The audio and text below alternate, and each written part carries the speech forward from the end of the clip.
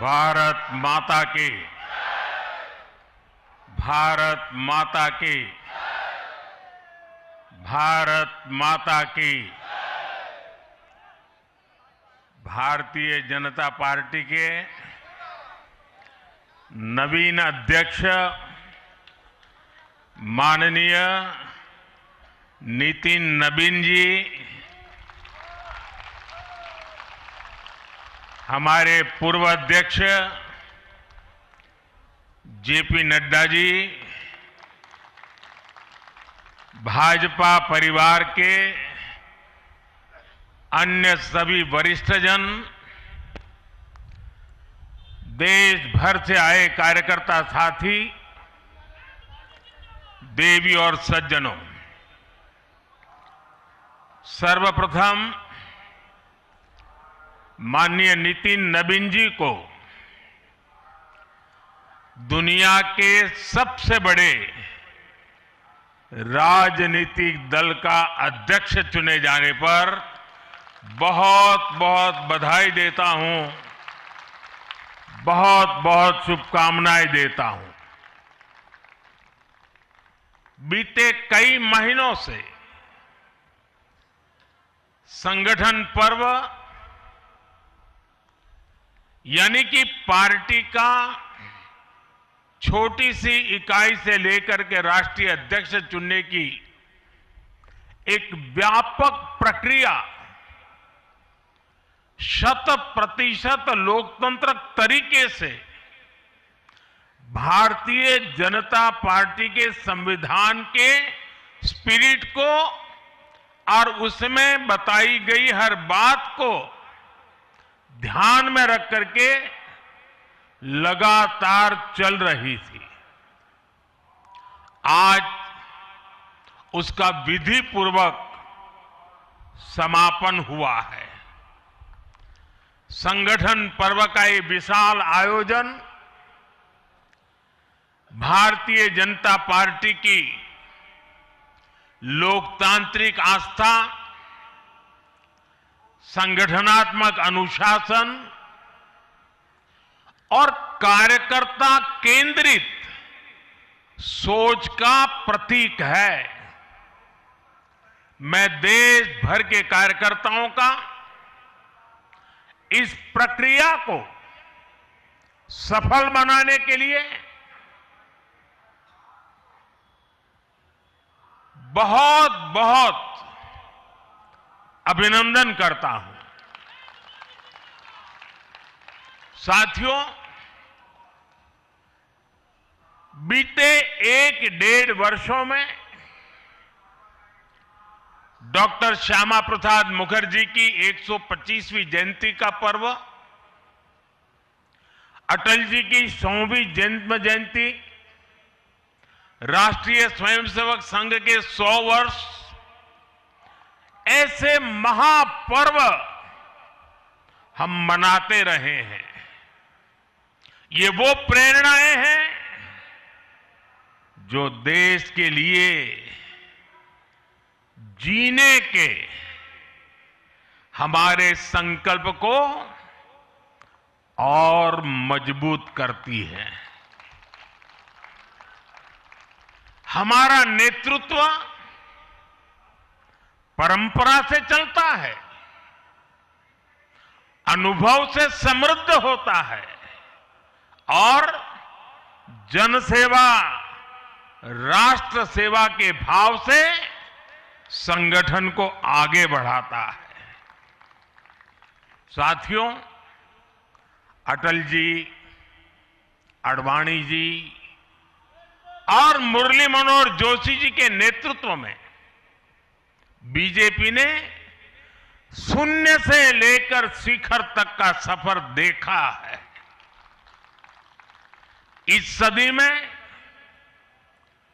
वेंकैया नायडू जी और नितिन गडकरी जी सहित हमारे कई वरिष्ठ साथियों ने संगठन को विस्तार दिया है।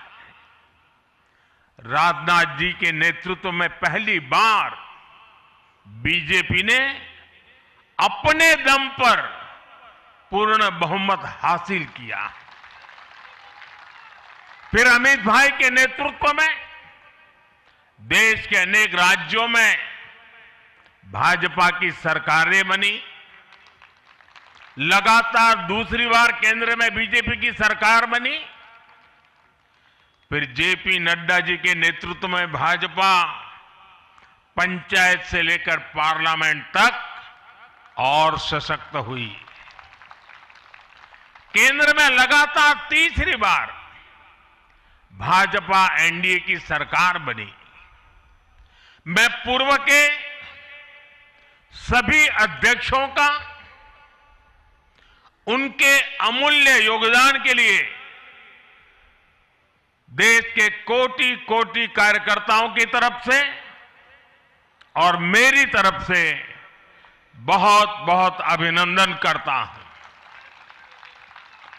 साथियों, आप जानते हैं आज भाजपा का जितना फोकस संगठन के विस्तार पर है, उतनी ही बड़ी प्राथमिकता कार्यकर्ता के निर्माण की भी है। भाजपा एक ऐसी पार्टी है जहां लोगों को लगता होगा कि नरेंद्र मोदी देश के प्रधानमंत्री है,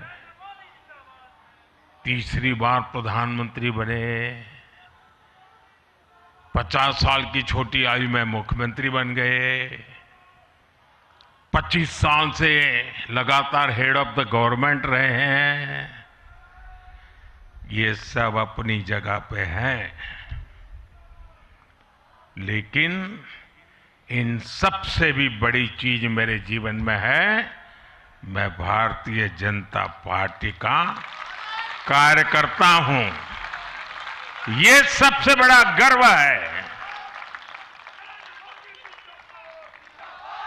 और जब बात पार्टी के विषयों को आती है, तब माननीय नितिन नवीन जी, मैं एक कार्यकर्ता हूं, वे मेरे बॉस हैं।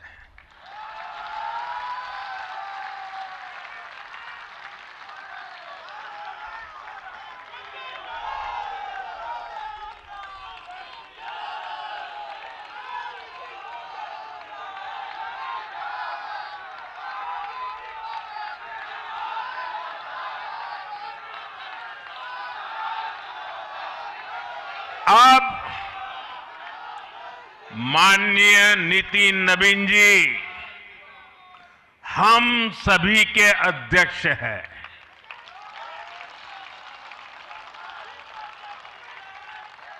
और उनका दायित्व सिर्फ भाजपा को भी संभालना इतना नहीं है, एनडीए के सब साथियों के बीच भी उन्होंने तालमेल का बहुत बड़ा दायित्व भी देखना होता है।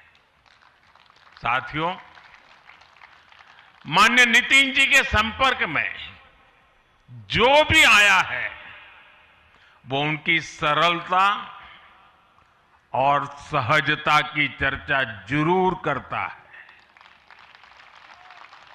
बीजेपी युवा मोर्चा का दायित्व हो, अलग अलग राज्यों में प्रभारी के रूप में जिम्मेदारी हो, या फिर बिहार सरकार में काम करने का अनुभव हो, नितिन जी ने हमेशा जब जब जो जहां जो जिम्मेवारी मिली, अपने आप को उन्होंने साबित किया है। जिम्मेवारी देने वालों को भी उनके कार्य ने गर्व से भर दिया है। साथियों, ये 21वीं सदी है और देखते ही देखते 21वीं सदी के पहले 25 वर्ष तो पूरे भी हो चुके हैं। आने वाले 25 वर्ष बहुत महत्वपूर्ण है। ये वो कालखंड है जब विकसित भारत का निर्माण होना है और होना तय है।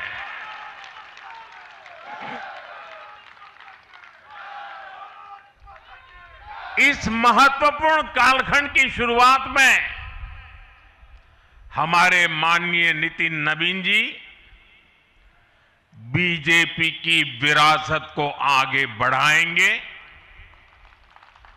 मैं आजकल के युवाओं की भाषा में कहूं तो नितिन जी खुद भी एक प्रकार से मिलेनियल है।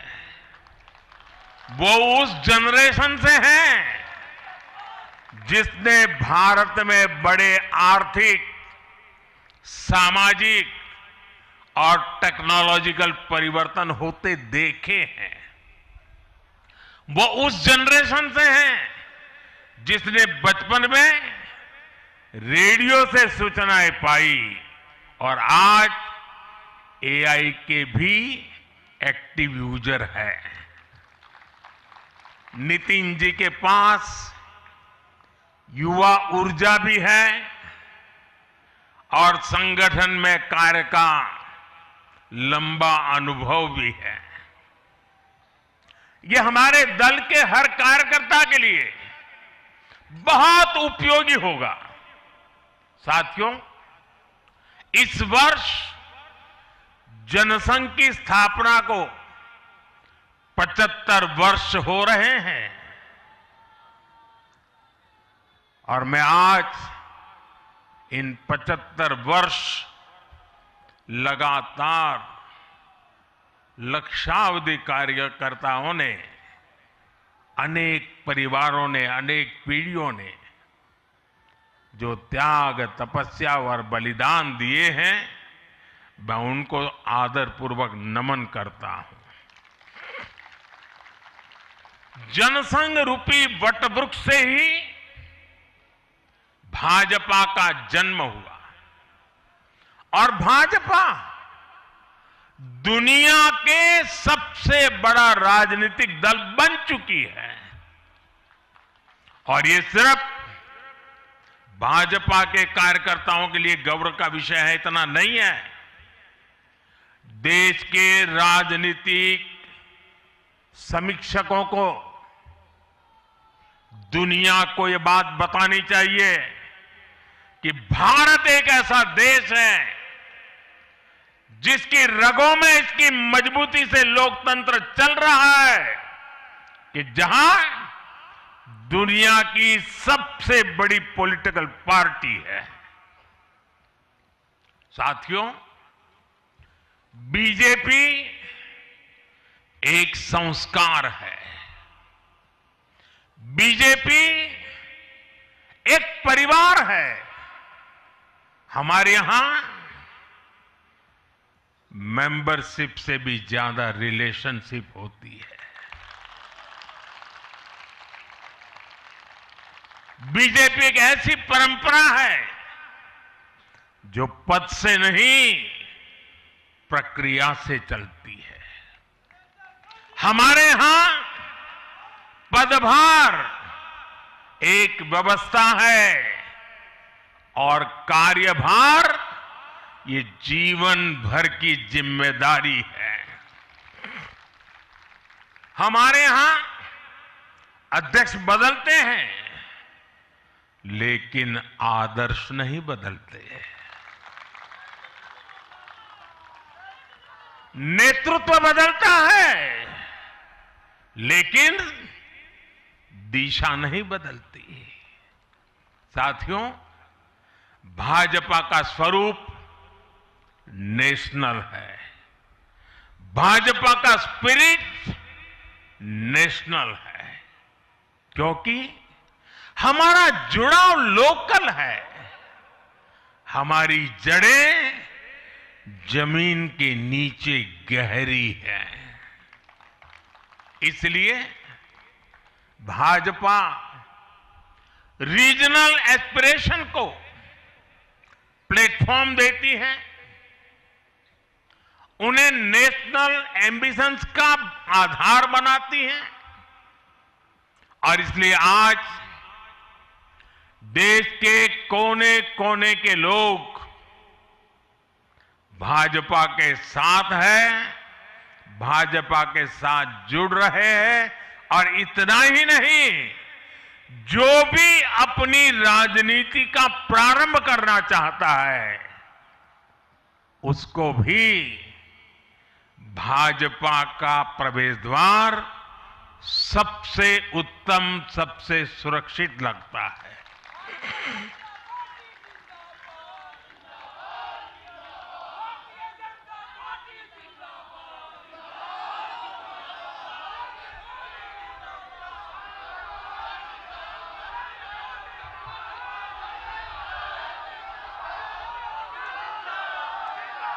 साथियों, जनता जनार्दन की सेवा ये हमारे लिए हमेशा सर्वोपरि रही है। हमने सत्ता को सुख का नहीं बल्कि सेवा का माध्यम बनाया है। इसलिए भाजपा पर जनता का विश्वास निरंतर मजबूत होता गया है। अगर बीते 11 वर्षों की ही बात करें तो भाजपा की यात्रा जन विश्वास अर्जित करने की अद्भुत यात्रा रही है। बीते 11 वर्षों में बीजेपी ने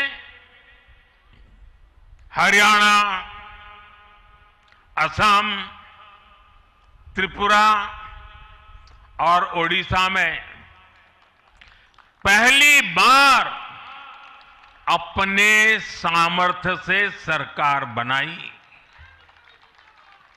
पश्चिम बंगाल और तेलंगाना में भाजपा जनता की एक बड़ी आवाज बनकर उभरी है। अक्सर होता यह है कि लंबे कार्यकाल के बाद सरकारों के लिए टिके रहना मुश्किल होता है, लेकिन बीजेपी ने इस ट्रेंड को भी तोड़ दिया है। गुजरात हो, मध्य प्रदेश हो, महाराष्ट्र हो, बिहार हो, इन सभी राज्यों में कई कार्यकाल के बावजूद बीजेपी पहले से भी बड़े जनादेश के साथ सरकार में लौटी है। साथियों, बीते 1.5-2 वर्षों में तो भाजपा पर जनता का भरोसा और मजबूत हुआ है। विधानसभा हो या स्थानीय निकाय, बीजेपी की स्ट्राइक रेट अभूतपूर्व रही है। इस दौरान देश में 6 राज्यों में विधानसभा चुनाव हुए हैं। इनमें से 4 चुनाव बीजेपी एनडीए ने जीते हैं। साथियों, आज भाजपा सिर्फ संसद और विधानसभा की नहीं बल्कि नगर पालिकाओं और नगर निगमों में भी पहली पसंद है। और इसका ताजा उदाहरण अभी अभी हमारा महाराष्ट्र है।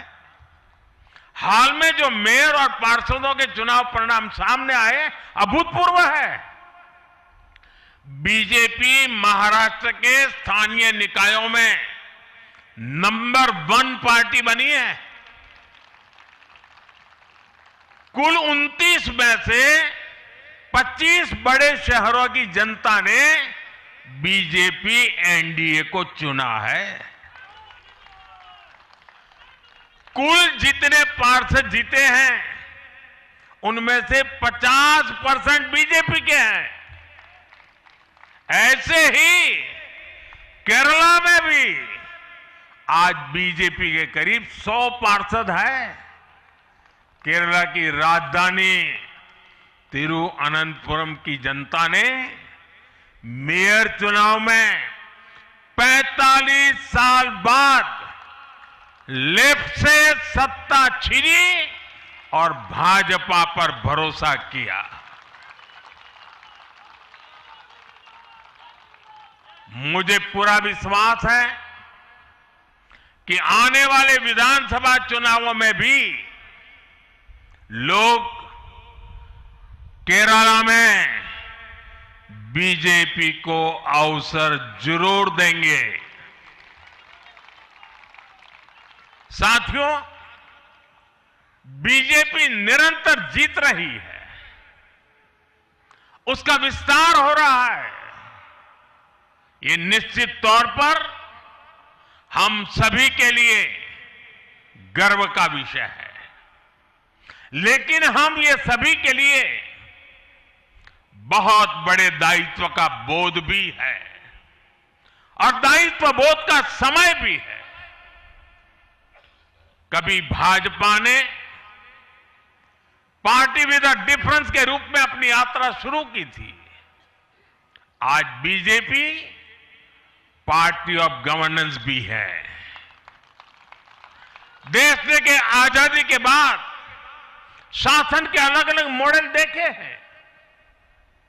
कांग्रेस के परिवारवाद का मॉडल, लेफ्ट का मॉडल, क्षेत्रीय दलों का मॉडल, अस्थिर सरकारों का दौर, ये सब मॉडल देख चुका है। लेकिन आज देश स्थिरता, सुशासन और संवेदनशीलता वाला भाजपा का विकास मॉडल देख रहा है।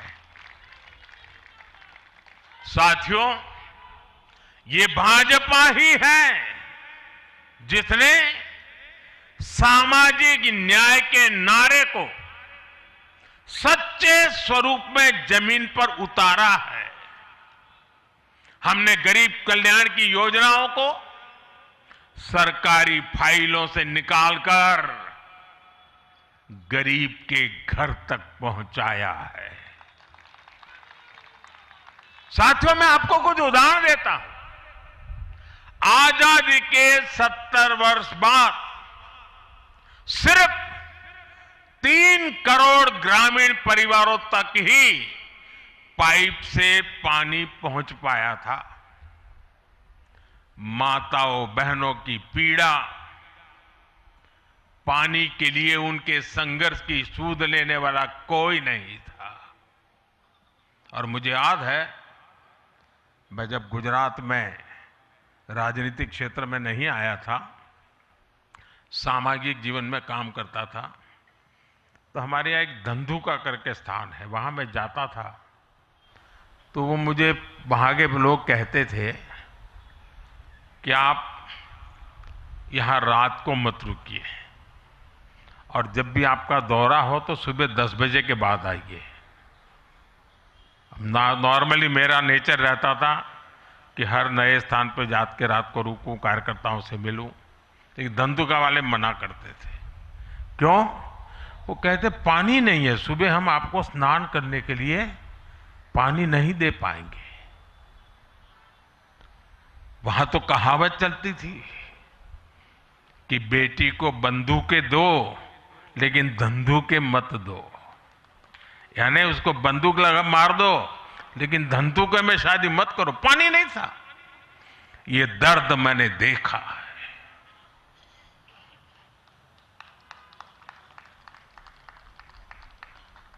मैं धरती की सच्चाई से जुड़ा था। माताओं बहनों की पीड़ा अपनी आंखों के सामने देखी थी और तब हम जल जीवन मिशन लेकर आए और सिर्फ 5-6 साल में 12 करोड़ से ज्यादा परिवारों को नल से जल की सुविधा से जोड़ा।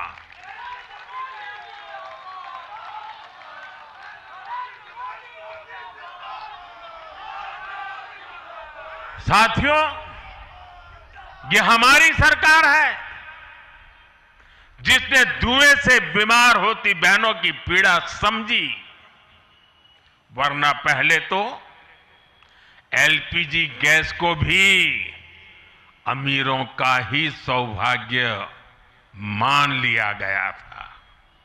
भाजपा ने पूरी संवेदनशीलता के साथ हर घर को एलपीजी गैस कनेक्शन से जोड़ने का अभियान चलाया। वर्ष 2014 तक जहां सिर्फ 14 करोड़ एलपीजी कनेक्शन थे, आज देश में 33 करोड़ से अधिक गैस कनेक्शन है। ऐसे ही गांव की बहनों को लखपति दीदी बनाने का अभियान है। यह भी इसलिए संभव हो पाया क्योंकि भाजपा बहनों बेटियों के सपनों के प्रति संवेदनशील है। साथियों, एक जमाना था हम भी सुनते थे कि फलाना परिवार वो तो लखपति परिवार है, ढीकना परिवार लखपति परिवार है, यानी लखपति होना बहुत बड़ी बात मानी जाती थी। ये मोदी है जो सपने देखता है कि मेरे गांव की गरीब मां भी लखपति दीदी बनेगी।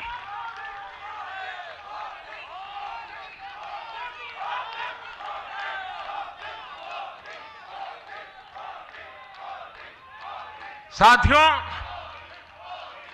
दशकों तक आदिवासी समाज को सिर्फ वोट बैंक से जोड़कर देखा गया, लेकिन संवेदनशील भाजपा ने, भाजपा के हमारे संस्कारों ने समाज के प्रति समान भाव की हमारी परंपरा के कारण भाजपा ने आदिवासियों में भी सबसे पिछड़ी जनजातियों की पीड़ा को समझा। उनके विकास के लिए पीएम जनमन योजना बनाई और पीएम जनमन योजना के लाभार्थी इतने बिखरे हुए हैं और एक दो दूर दूर जंगलों में पड़े हैं। उनसे एक म्युनिसिपैलिटी की सीट भी जीती नहीं जा सकती है। वोट के हिसाब से कोई उनकी तरफ देखेगा नहीं, लेकिन जब वोट से ऊपर उठ करके संवेदनाएं होती हैं, समाज का कल्याण हमारे संस्कार होते हैं, तो पीएम जनमन योजना जन्म लेती है। आदिवासियों में भी अति पिछड़ा संख्या में भले ही कम है, लेकिन उनके प्रति हमारी संवेदना में कोई कमी नहीं है।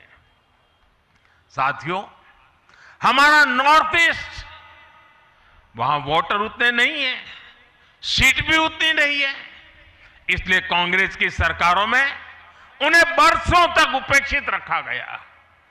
लेकिन संवेदनशील भाजपा ने नॉर्थ ईस्ट को दिल से भी जोड़ा और दिल्ली से भी जोड़ा।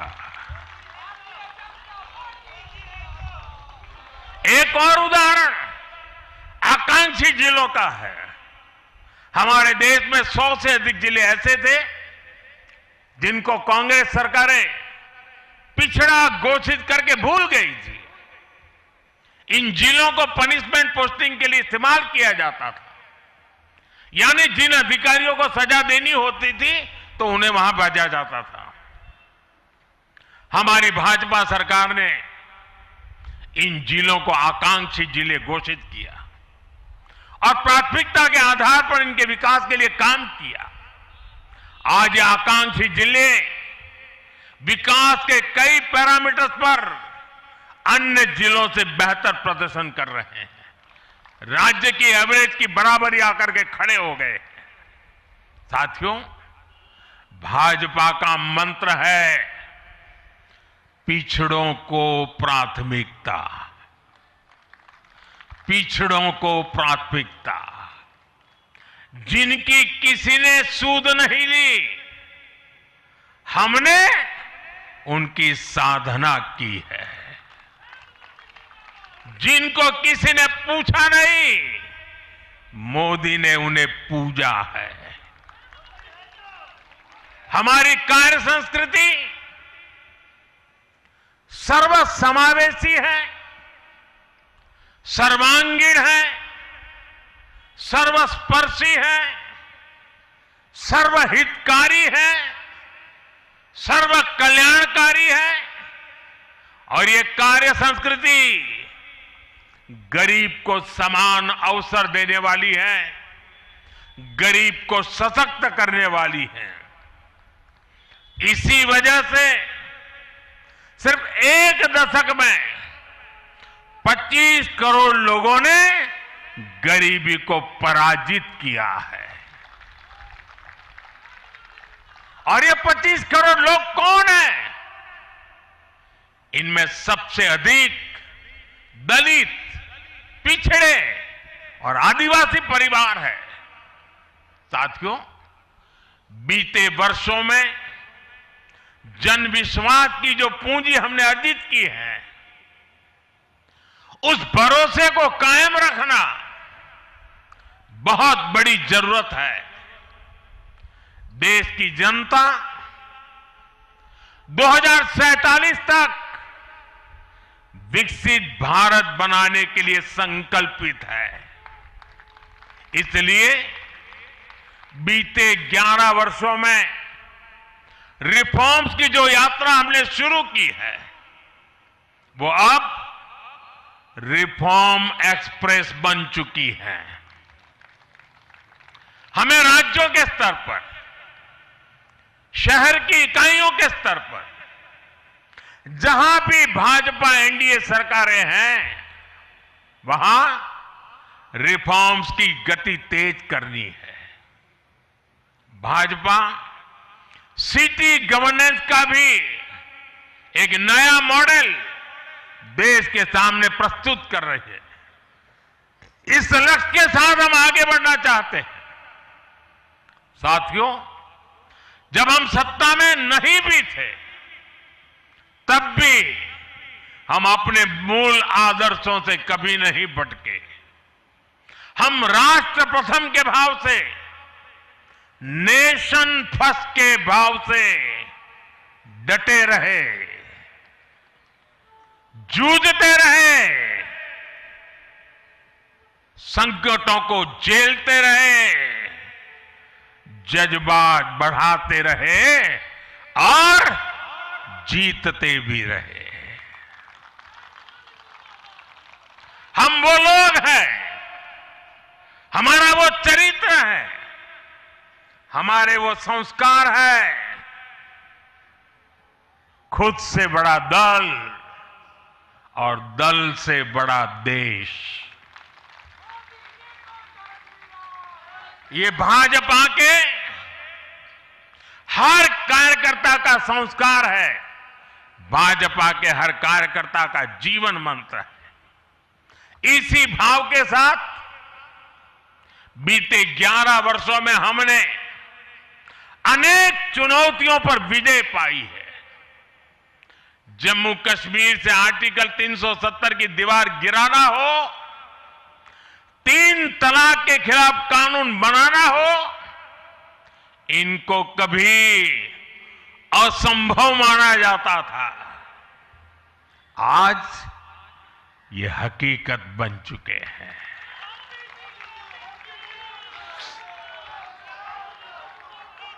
आज देश में माओवादी आतंक भी अपनी अंतिम सांसें गिन रहा है। साथियों, आगे भी हमें हर चुनौती का पूरे सामर्थ्य से सामना करना है। आज देश के सामने एक बहुत बड़ी चुनौती घुसपैठियों की है, आबादी के असंतुलन की है। दुनिया के धनवान देश, समर्थ देश, वे भी अपने देश में जो घुसपैठिए हैं उनकी जांच पड़ताल कर रहे हैं और उनको पकड़ पकड़ करके निकाल रहे हैं, और दुनिया उनको पूछती नहीं है कि तुम घुसपैठियों को क्यों निकाल रहे हो। तुम तो लोकतंत्र का झंडा लेकर के घूम रहे थे, तुम तो पूरे दुनिया के नवाब बन के बैठे थे, क्यों निकाल रहे हो। दुनिया में कोई अपने देश में घुसपैठियों को स्वीकार नहीं करता। भारत भी घुसपैठियों को अपने गरीबों, हमारे नौजवानों के हक कभी भी लूटने नहीं दे सकता। घुसपैठिए देश की सुरक्षा के लिए बहुत बड़ा खतरा है। उनकी पहचान करके उन्हें वापस उनके देश भेजना बहुत आवश्यक है। इसके अलावा ऐसे राजनीतिक दल जो वोट बैंक की राजनीति में घुसपैठियों को बचा रहे हैं या उन्हें कवर दे रहे हैं, उन्हें हमें पूरी शक्ति से जनता के सामने बेनकाब करना ही होगा, उनको एक्सपोज करना ही होगा। साथियों, एक और बड़ी चुनौती अर्बन नक्सल की भी है। अर्बन नक्सल का दायरा इंटरनेशनल हो रहा है और यहां अर्बन नक्सल की बड़ी चतुराई होती है। ये यहां मीडिया वाले इतने बैठे हैं ना, अगर साल में एकाध बार भी अगर मोदी की किसी अच्छी चीज को उन्होंने ट्वीट कर दिया या टीवी पे बोल दिया या अखबार में लिख दिया तो उस पत्रकारी तो ऐसी फजेत कर देते, उसके पीछे ऐसे पड़ जाते हैं, उसको अछूत बना देते हैं, भविष्य में वो कभी बोल ना सके ऐसा कर देते हैं। ये अर्बन नक्सल की स्टाइल है। हमको भी सालों तक ऐसा अछूत बना के रख दिया पूरे देश में भाजपा को। अब देश समझ गया है अर्बन नक्सलों के कारनामे। भारत को नुकसान पहुंचाने के लिए अर्बन नक्सली लगातार बीजेपी को हो गए हैं। और वहीं उम्र की अगर बात की जाए तो नितिन नवीन में 45 साल का है, तो एक बेहद ही गजब का सहयोग भी यहां पर देखने को मिला। तो वहीं प्रधानमंत्री नरेंद्र मोदी ने यह भी कहा कि मैं पार्टी का कार्यकर्ता हूं और नितिन नवीन मेरे बॉस हैं। उनकी सहजता, सरलता की चर्चा प्रधानमंत्री ने की। विकसित भारत का निर्माण तय है। प्रधानमंत्री नरेंद्र मोदी ने इस दौरान कई अहम और बड़ी बातें भी कही। बीजेपी का कार्यकर्ता होना गर्व की बात है। तो बीजेपी के राष्ट्रीय कार्यालय दिल्ली में समारोह का आयोजन किया गया और इस दौरान आधिकारिक रूप से नितिन नवीन को बीजेपी का राष्ट्रीय अध्यक्ष घोषित किया गया। तो आधिकारिक ऐलान नितिन नवीन के नाम का हो चुका है और अब बीजेपी की जो कमान है, जो बागडोर है, वो नितिन नवीन के हाथों में रहेगी। और इसी के साथ बीजेपी में एक नया अध्याय शुरू हो चुका है। जेपी नड्डा की ओर से आधिकारिक तौर पर उन्हें पदभार भी सौंपा गया। आपको बता दें कि इस दौरान प्रधानमंत्री नरेंद्र मोदी, रक्षा मंत्री राजनाथ सिंह, गृह मंत्री अमित शाह, बीजेपी के निवर्तमान राष्ट्रीय अध्यक्ष जेपी नड्डा सहित तमाम राज्यों के मुख्यमंत्री मौजूद रहे। राजस्थान के मुख्यमंत्री भजनलाल शर्मा ने इस समारोह में शिरकत की। योगी आदित्यनाथ मौजूद रहे। डॉक्टर मोहन यादव मध्य प्रदेश के मुख्यमंत्री मौजूद रहे। साथ ही साथ तमाम जो राज्य थे वहां के मुख्यमंत्री इस दौरान शामिल हुए इस नवीन पदभार ग्रहण समारोह में। आना चाहते और इसलिए मैंने कहा है मैं 1 लाख ऐसे नौजवानों को राजनीति में लाना चाहता हूं। मैंने यहां खड़े किए। देश के नौजवानों के लिए दरवाजे बंद कर दिए, उनके आगे आने के सारे मौके खत्म कर दिए हैं और इसलिए देश के इन युवाओं को अवसर मिलने ही चाहिए जो राजनीति के माध्यम से नए समाधान देने के लिए आगे आना चाहते हैं। और इसलिए मैंने कहा है, मैं 1 लाख ऐसे नौजवानों को राजनीति में लाना चाहता हूं जिनके परिवार में पहली बार वो राजनीति में आएंगे।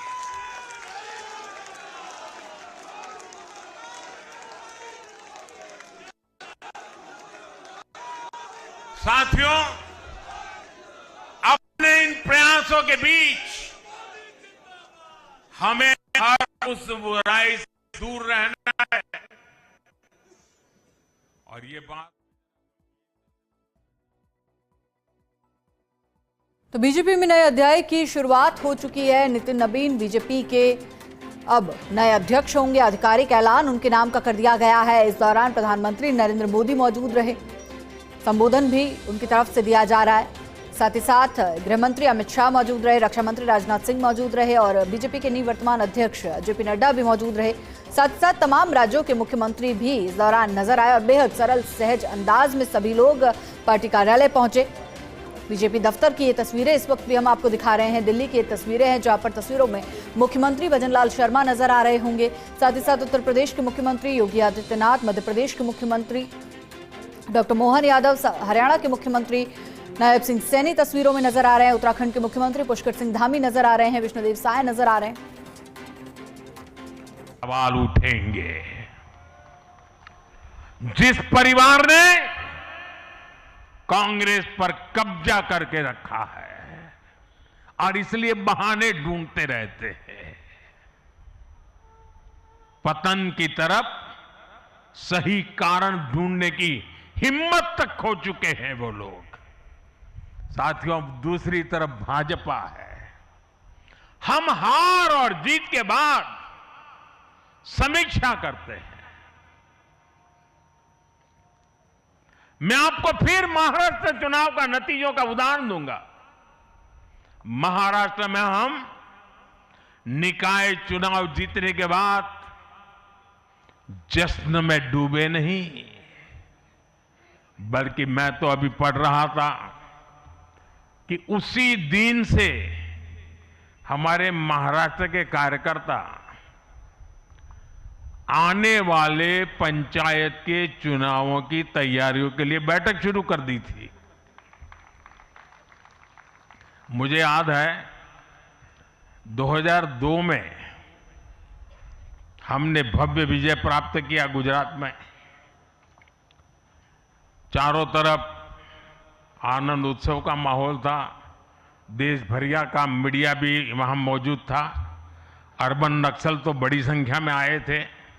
वो बेचारे मेरे पराजय का जश्न मनाना चाहते थे, तो वो ढूंढ रहे थे सारी चीजें। और मैं एक मीटिंग में बैठा था, तो उनको बड़ा आश्चर्य हुआ कि इतना जलसा चल रहा है और ये कैसा मुख्यमंत्री है जो आज चुनाव नतीजे आए हैं और बैठा है। और मैं क्या कर रहा था, मैं कार्यालय में मीटिंग ले रहा था और मैंने पूछा, अच्छा बताओ भाई इतनी हार क्यों गए? ये भाजपा है जो जीत का जश्न मनाते समय भी अपनी कमियों की लगातार समीक्षा करता है और कमियों से उभरने के लिए हर समय का उपयोग करता है। लोकतंत्र में इसी स्वस्थ परंपरा को, इसी डेडिकेशन को हम सब कार्यकर्ताओं की जिम्मेवारी है, हमें आगे बढ़ाना है। हमें ध्यान रखना है कि जो कांग्रेस की बुराइयों से बचेगा वही देश में आगे बढ़ेगा। साथियों, आज भाजपा परिवार को अपना नया मुखिया मिला है, ऊर्जावान मुखिया मिला है, अनुभवी मुखिया मिला है और भाजपा परिवार की हमारी ताकत हर कार्यकर्ता का परिश्रम है, उसकी सामूहिक चेतना है। बूथ पर जो हमारा कार्यकर्ता पूरे साल भर जुटा रहता है, वो ही हमारी सच्ची ताकत है। हमें याद रखना है, हम सबसे जुड़े, हम सबको जोड़े कल्याणकारी योजनाओं से हर लाभार्थी को लाभ पहुंचाए, ये हमारा ध्येय होना चाहिए। इसी आग्रह के साथ माननीय नितिन नवीन जी को बीजेपी के कोटि कोटि कार्यकर्ताओं की तरफ से पुनः बहुत बहुत शुभकामनाएं देता हूं। और साथियों, आज का पल हम सबके लिए बहुत विशेष पल है। हमारे राष्ट्रीय अध्यक्ष जी अब हमारा मार्गदर्शन करने वाले हैं। उनका एक एक शब्द हमारे लिए आगे की दिशा होगी। हमारे आगे के कार्य रचना के लिए उनका मार्गदर्शन हमारी अमूल्य पूंजी होगी। मैं भी एक कार्यकर्ता के तौर पर मैं पहले नए अध्यक्ष जी को मेरे काम का हिसाब दे रहा था। मैंने हिसाब दिया, अब वो मेरा सीआर लिखेंगे। लेकिन अब मेरे आगे के काम के लिए मैं उनके मार्गदर्शन की प्रतीक्षा कर रहा हूं। मैं उनको सुनने के लिए बहुत ही उत्सुक हूं, आतुर हूं। फिर एक बार बहुत बहुत धन्यवाद।